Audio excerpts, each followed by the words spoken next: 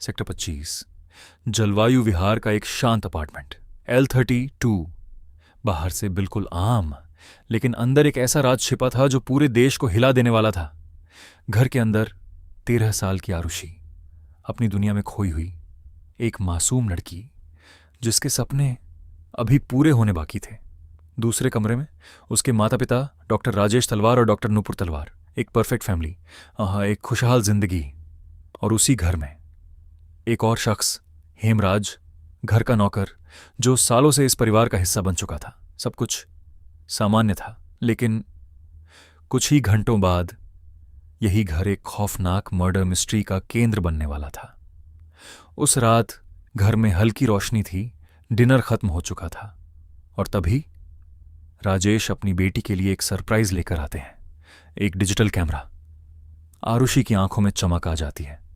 वो मुस्कुराती है, कुछ तस्वीरें क्लिक करती हैं, जैसे वो पल हमेशा के लिए कैद करना चाहती हो। किसे पता था वही उसकी आखिरी तस्वीरें होंगी।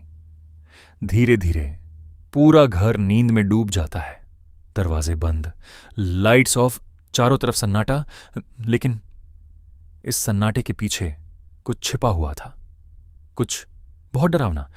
सुबह दरवाजे की घंटी बजती है, 1 बार, 2 बार, 3 बार, लेकिन कोई दरवाजा नहीं खोलता। अजीब था, क्योंकि हर दिन हेमराज तुरंत दरवाजा खोल देता था। आखिरकार दरवाजा खुलता है और तभी घर के अंदर कुछ ऐसा नजर आता है जो किसी बुरे सपने से कम नहीं था। डाइनिंग टेबल पर रखी एक बोतल जिस पर खून के निशान थे, दर धीरे धीरे हकीकत में बदल रहा था। राजेश घबराकर अपनी बेटी के कमरे की तरफ दौड़ते हैं। दरवाजा खुला हुआ, और जैसे ही वो अंदर जाते हैं उनकी चीख पूरे घर में गूंज उठती है। बेड पर आरुषि खून से लथपथ पड़ी थी, उसका गला बेरहमी से काटा गया था। एक मासूम जिंदगी खामोशी में खत्म हो चुकी थी। कुछ ही देर में घर के बाहर भीड़ जमा हो जाती है। पुलिस आती है, लेकिन तब तक बहुत देर हो चुकी थी। क्राइम सीन बिगड़ चुका था, सबूत मिट चुके थे, और सच और भी गहराई में दफन हो चुका था। पहला शक जाता है हेमराज पर, क्योंकि वो गायब था। सबको लगा कातिल भाग चुका है, लेकिन अगले ही पल कहानी पूरी तरह बदल जाती है।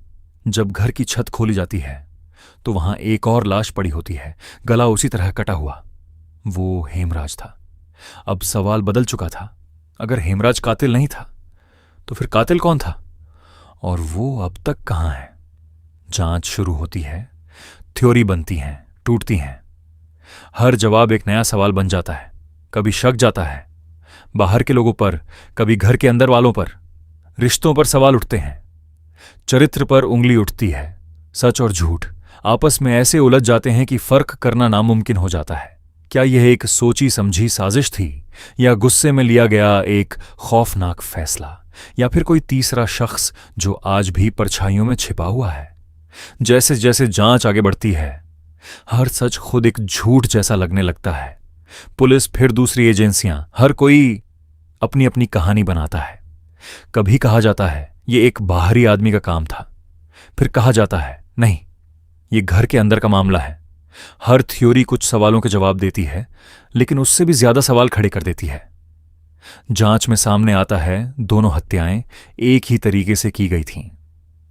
पहले सिर पर वार, फिर गला काटा गया। मतलब साफ था, कातिल या तो बहुत ठंडे दिमाग का था या बहुत करीब का। लेकिन सबसे बड़ा सवाल, घर के 3 दरवाजे अंदर से बंद, बाहर से कोई जबरदस्ती के निशान नहीं, तो फिर कातिल अंदर आया कैसे और गया कैसे? कुछ लोग कहते हैं शायद उस रात घर के अंदर ही सब कुछ हुआ। एक गुस्सा, एक झगड़ा, और फिर एक ऐसा कदम जिसने सब कुछ खत्म कर दिया। लेकिन अगर ऐसा था तो सबूत कहां है? क्यों हर एविडेंस या तो गायब है या अधूरा? जांच एजेंसियां बदलती रहीं। कभी शक गया नौकरों पर, कभी परिवार पर, लेकिन कोई भी कहानी पूरी तरह साबित नहीं हो पाई। लेकिन जैसे जैसे जांच आगे बढ़ी, कहानी और भी उलझती चली गई। पहले शक गया हेमराज पर, फिर वो खुद एक लाश बनकर सामने आया। फिर शक गया कुछ बाहरी लोगों पर, लेकिन सबूत उनका साथ नहीं दे पाए। और आखिरकार जांच की सुई घर के अंदर ही घूम कर रह गई।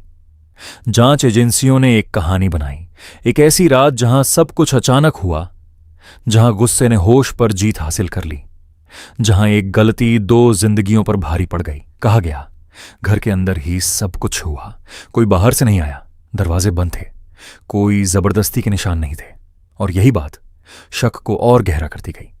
फिर आया अदालत का फैसला।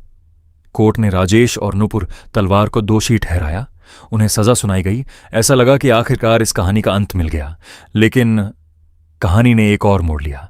ऊपरी अदालत में फैसला बदल गया। सबूतों को पर्याप्त नहीं माना गया और कहा गया सिर्फ शक सच नहीं होता।